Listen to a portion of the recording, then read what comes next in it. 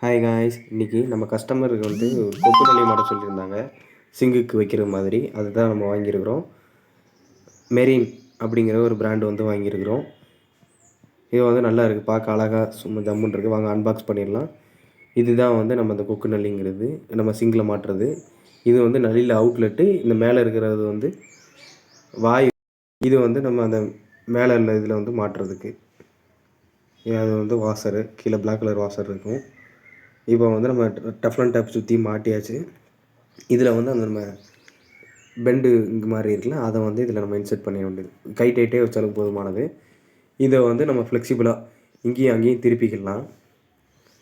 ஆமாம், இப்படி திருப்பணும், ஆப்போசிட் டைரெக்ஷனில் திருப்பணும் அப்படின்னா அது ஓப்பனு. ரைட் சைட் இப்போ தண்ணி திறந்து பார்த்துடலாம். தண்ணி ப்ரெஷர் நல்லா வருது.